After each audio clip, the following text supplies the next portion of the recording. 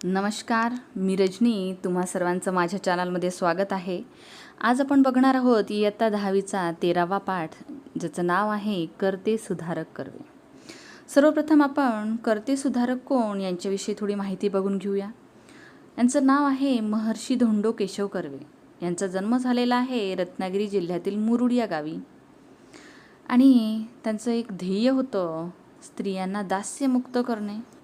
महत्त्वाची चळवळ म्हणजे विधवा पुनर्विवाह चळवळीचे ते पुरस्कर्ते होते. बालविवाह, जठर कुमारी विवाह, केशवपन या प्रथांचा त्यांनी नेहमीच विरोध केला आहे. यांच्या कार्याची संपूर्ण माहिती आपण पुढील पाठामधून बघूया.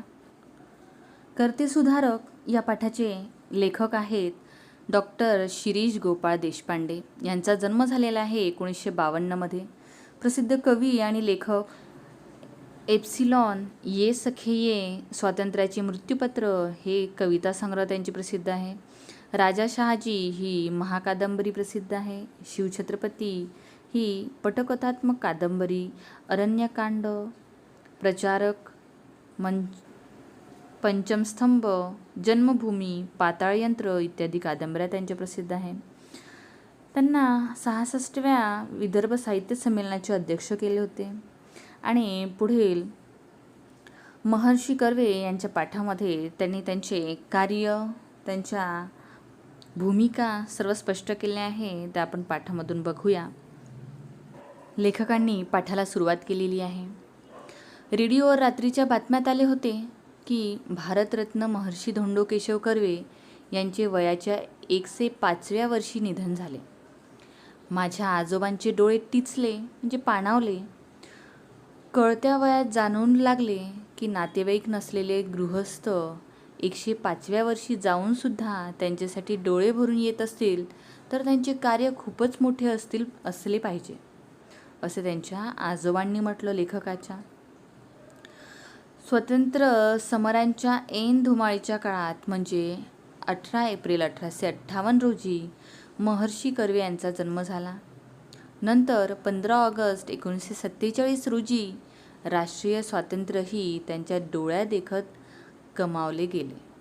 पण स्वातंत्र्य केवळ राष्ट्रीय मिळून भागत नाही, स्वातंत्र्य संपूर्णच हवे असते हे त्यांना आधीपासून जाणवत होते.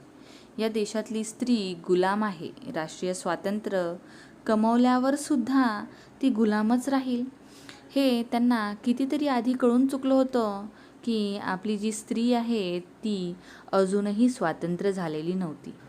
म्हणून त्यांनी अनेक चळवळी केल्या, त्या बघूया. हे त्यांना दिसत होते तिला स्वतंत्र व्हायचे असेल तर तिला भान यावयास हवे, म्हणजे तिला स्वतःच समजायला हवे की आपल्याला काय करायचे आहे, की आपण गुलाम आहोत. आणि हे भान शिक्षणाशिवाय येऊ शकत नाही हे महर्षी कर्वे यांना माहिती झालं होतं. मात्र खुद्द भारतीय स्त्रीवर संस्कारच असे होते की ती आपल्या गुलामीला दागिना मानत असे. म्हणजे जी पूर्वीची स्त्री होती तिला फक्त गुलामाची वागणूक दिली जायची. मग तिचा नवरा असो, मुलगा असो, स्त्री म्हणजे स्त्री, फक्त काम करायचं तिच्याकडून, एवढंच त्यावेळेस सर्वांच्या डोक्यामध्ये होतं. मग आपल्या समाजात स्त्रीचे स्थान देवीचे आहे असे भासवले जात असलेही पण तिला शूद्रातिशूद्र समजून तिचा छळच केला जाईल. आता इथे फक्त सांगण्यासाठी की स्त्री म्हणजे देव आहे, देवी आहे, पण तसं काहीच नव्हतं. तिचा नेहमीच छळ केला जायचा, तिला नेहमीच प्रसन्न केलं जायचं, शूद्र समजलं जायचं. तिने शिक्षित व्हायलाच पाहिजे हे कर्व्यांना ठामपणे वाटत होते. तेव्हाची जी स्त्रीची हाल अपेक्षा होती ती कर्वेंना बघवली जात नव्हती. म्हणून त्यांनी ठरवून घेतलं की स्त्रीला शिक्षित करायलाच हवे. आता बघा समोर काय होणार आहे. तथापि हे कार्य अतोनात कठीण आहे हेही त्यांना दिसत होतं. स्त्रीने स्वातंत्र्य कमवावे असे वाटणे म्हणजे खडकावर डोके आपटण्यासारखे होते. शांत सोशिकपणे सहिष्णू वृत्तीने राहिलो तर हे असिधारात्व परिपूर्ण होऊ शकते. म्हणजेच जे यांनी निर्णय केला किंवा ठरवलं की स्त्रीला आपण काय करणार आहोत, शिक्षित करणार आहोत, तरच होऊ शकते. जर कुणाच्या ऐकण्यावरून जर त्याने त्यांचा निर्णय बदलवला तर हे पूर्ण होऊ शकत नाही, असं इथे लेखकांनी सांगितलेलं आहे. याची त्यांनी खूणगाठ बांधली. सावकाश तरी हमखास हे कार्य करणे गरजेचे होते. नुसत्या अडीअडचणी येतील असे नव्हते. संपूर्ण समाज विरुद्ध विद्रोह करावा लागणार होता. असे केले तर समाज आपल्याला गिळून टाकायला येईल हे कळत होते. म्हणजे एवढ्या अडचणी होत्या तरी त्यांनी निर्णय केला होता की स्त्रियांना आपल्याला स्वातंत्र्य मिळवून द्यायचे आहे. पंडिता रमाबाई यांचे जीवनचरित्र आणि ईश्वरचंद्र विद्यासागर यांचे जीवनकार्य यातून महर्षी कर्वे यांना हुरूप मिळाला. म्हणजे एक प्रेरणा मिळाली की आपण सुद्धा स्त्रियांविषयी त्यांना स्वातंत्र्य देऊ शकतो. समोर बघा, ईश्वरचंद्रांनी पोथ्यांचा पिठ्ठ्या पाडून विधवा विवाह होऊ शकतो हे दाखवून दिले. म्हणजे त्यांनी पोथ्यांचा पिठ्ठा करणे म्हणजे खूप अभ्यास केला त्यांनी पोथ्यांचा किंवा जुन्या पुराणांचा अभ्यास केला आणि त्यांनी सिद्ध करून दाखवले की विधवा विवाह म्हणजे विधवेचा सुद्धा पुन्हा विवाह होऊ शकतो. स्वतः विधवेशी विवाह करून कर्व्यांनी त्याचा वस्तुपाठ घालून दिला. म्हणजे ईश्वरचंद्रांनी काय केलं होतं की विधवांचा पुनर्विवाह होऊ शकते हे दाखवलं होतं, पण कर्वेंनी काय केलं की स्वतःच विधवेशी पुनर्विवाह करून घेतला. मग सुरुवात त्यांनी स्वतःपासून केली म्हणून त्यांना बोलायची कोणास सोय उरली नाही. म्हणजे त्यांना कोणीच काही बोलू शकलं नाही. प्राध्यापक धोंडो केशव कर्वे हे कॉलेजात गणित शिकवत. काय शिकवत? गणित शिकवत. विद्वत्तेचा ते महामेरू होते. महामेरू म्हणजे सर्वात उंच असं एक पर्वत आहे ज्याचं नाव आहे मेरू. आणि इथे महर्षी कर्वे यांना अलंकारित रूप देऊन त्यांना काय म्हटलं आहे की ते महामेरू होते. म्हणजे सर्वात महान असे महर्षी होते. त्यामुळे त्यांच्याशी वाद घालायला कोणी धजले नाही. म्हणजे कोणाची हिंमत झाली नाही. केवळ सत्पुरुषांचा छळ करावा एवढेच ऐतिहासिक कार्य तेव्हाच्या अज्ञ समाजाने केले. म्हणजेच एखाद्याचा छळ करायचा, एखाद्याला गावातून काढून टाकायचं, हेच त्यांचं अज्ञ समाजाचं कार्य होतं. या समाजाबद्दल महर्षी अण्णासाहेब कर्वे अर्थात क्षमाशील होते. म्हणजे त्यांनी समाजाने काही पण केलं तरी ते त्यांच्याकडे लक्ष द्यायचे नाही. त्यांना छळवादी समाजवृत्तीचा आधीपासूनच अंदाज होता. समाजाने केलेल्या धक्काबुक्कीत अण्णासाहेबांचे कपडे फाटत. रोज त्यांना आपला शर्ट नाहीतर कोट जिथे फाटला तिथे शिवून घालावा लागत असे, कारण त्यांना फाटले कपडे वापरणं आवडत नसत. मग गावातील सुशिक्षित समजल्या गेलेल्या लोकांनी ससे होलपट चालवली तरी कर्व्यांनी ना त्यांना शिव्याशाप दिले ना आपल्या कार्यातून कर्वे विचलित झाले. जसे संत ज्ञानेश्वराचाही छळ झाला होता, पण त्यांच्या साहित्यात ते कुठेही उमटले नाही, तसे कर्व्यांचे आचरण ज्ञानेश्वरांच्या कवितेसारखेच राहिले. महर्षी कर्वे यांनी अनाथ बालिकाश्रमची मुहूर्तमेढ रोवली. म्हणजेच त्यांनी अनाथ बालिकाश्रम सुरुवात केली. कालांतराने बालिकाश्रमाचे हिंगणा येथे स्थलांतर करून हिंगणे स्त्री शिक्षण संस्था असे त्यांनी तिचे नामकरण केले. म्हणजेच कालांतराने बालिकाश्रमाचे हिंगणे येथे स्थलांतर म्हणजे या एका ठिकाणावरून त्यांनी दुसऱ्या ठिकाणी त्यांचं काय केलं, संस्थेला तिथे नेलं आणि तिथे नाव दिलं हिंगणे स्त्री शिक्षण संस्था. पैचा निधी व मुरुड निधी त्यांनी जमवला. मुरुड जिथे त्यांचा जन्म झालेला होता. त्यांच्यावर चाल करून येणाऱ्या समाजालाही या गोष्टीची पूर्ण कल्पना होती की यातील पैचा हिशोब कर्व्यांजवळ असणार आहे. कर्व्यांनी जमा केलेल्या निधींची उधळपट्टी तर केवळ असंभव. कर्वे स्वतः मोटार वापरत नसत. मैलोनगंटी म्हणजेच मैल म्हणजे कितीतरी किलोमीटर लांब असलेल्या आश्रमात ते पायी जात. समाजाचे पैसे वापरणे दूरच, स्वतःचे पैसेसुद्धा ते समाजासाठी वापरतात हे मात्र समाजाला माहिती होते. जेवढे खर्च घरात आवश्यक होते तेवढेच आपल्या कमाईतून ते करत. उर्वरित सर्व पैसा ते समाजकार्यात वापरत. ते स्वतःच्याच विश्वात वावरतात. अशी कुरबुर घरच्यांच्या मनात घर करून राहिली होती. वस्तुतः समाज स्वरूपच सुस्वरूप करण्याची महर्षी कर्वे यांची जिद्द होती. पण त्या जिद्दीने कुटुंबाला कुठेही कुरूप केले नाही, म्हणजे कोणीच त्यांना अडथळा निर्माण केलेला नाही. नेमकेपणा हा गणिताचा गुणधर्म त्यांना येथे उपयोगी पडला. ते बोलत नसत, विचार करत. विचार पक्का झाला की आचरणात आणत. त्यांच्या कार्यातूनच लोकांना अंदाज येई की त्यांच्या चित्तात काय चालले असेल. चित्तात म्हणजे त्यांच्या डोक्यामध्ये त्यांचा विचार काय सुरू असेल हे त्यांच्या अंदाजावरून त्यांना कळत असे.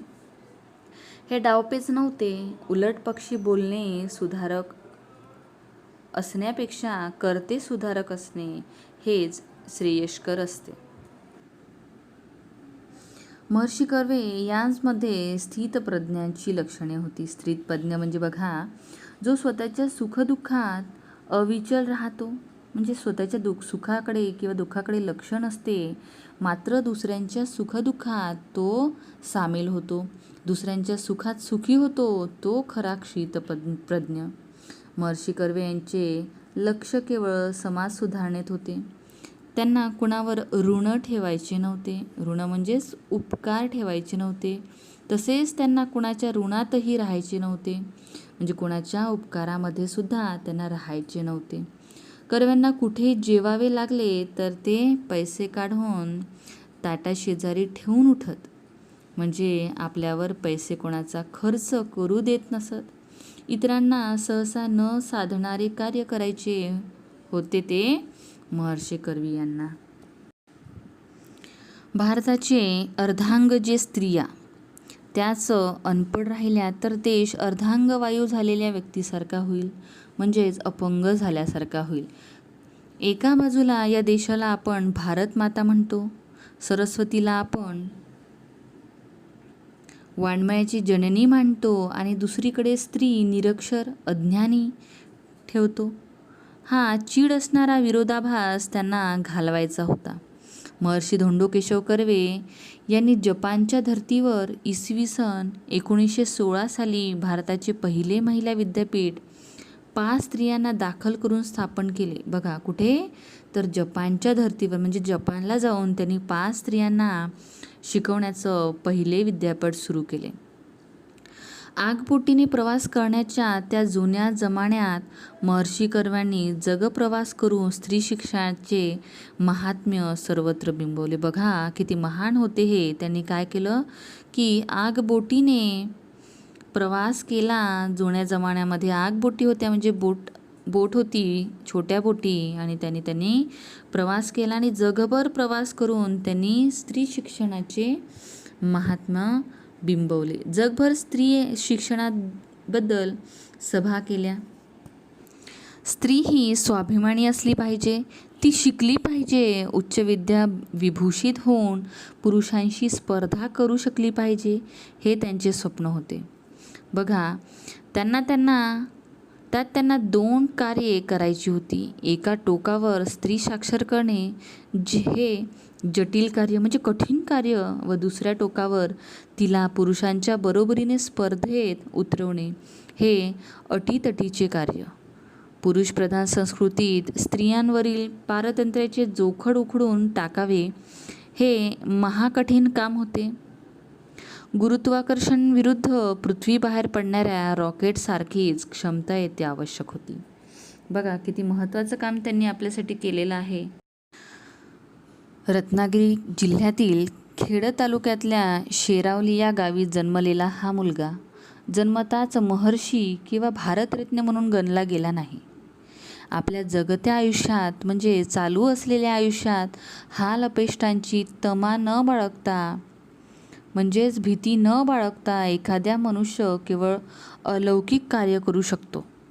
त्याची मिसाल आहे डॉक्टर धोंडो केशव कर्वे. म्हणजे कोणाचीच त्यांनी तमा बाळगली नाही, कशाचीच लाज बाळगली नाही, काही स्वतःमध्ये खंत ठेवली नाही, तर त्यांनी माणसाने त्यांना अभिमानाने महर्षी मानले. राजमाणसाने 1958 साली भारतरत्न या सर्वोच्च नागरी पुरस्काराने डोक्यावर घेतले. म्हणजेच त्यांच्या कार्यामुळे त्यांना भारतातील सर्वोच्च नागरी पुरस्कार मिळाला, तो म्हणजे भारतरत्न 1958 साली. एकदा विद्यापीठातल्या कर्व्यांच्या पुतळ्यामागे एक मुलगी रडत बसली होती. बघा, एक उदाहरण दिलेलं आहे इथे लेखकाने. केवढ्याने रागावलो मी तिला म्हटले, कर्व्यांच्या पुतळ्यापाशी बसून रडायला तुला काहीच कसे वाटत नाही? तू मुळीच रडू नये. यासाठीच कर्व्यांनी हे विद्यापीठ निर्माण केले ना. स्त्री शिक्षण होतच आहे. महर्षी अण्णासाहेब कर्वे यांच्या कर्तेपणाने SNDT महिला विद्यापीठ निर्माण झाले. महिला शिकतात, पण जोवर पुरुष खऱ्या अर्थाने शिक्षित होत नाहीत तोवर स्त्रियांवरले अत्याचार थांबतील असे वाटत नाही. परंपरागत संस्कारामुळे कित्येक पुरुषांच्या हे ध्यानातच येत नाही की आपण आपल्या आईशी, बहिणीशी, बायकोशी, कन्येशी म्हणजे मुलीशी पुष्कळदा चुकीचे वागतो. स्त्री ही दुय्यम नागरी किंवा वस्तू नाही. तिलाही तिची स्वप्ने, भावभावना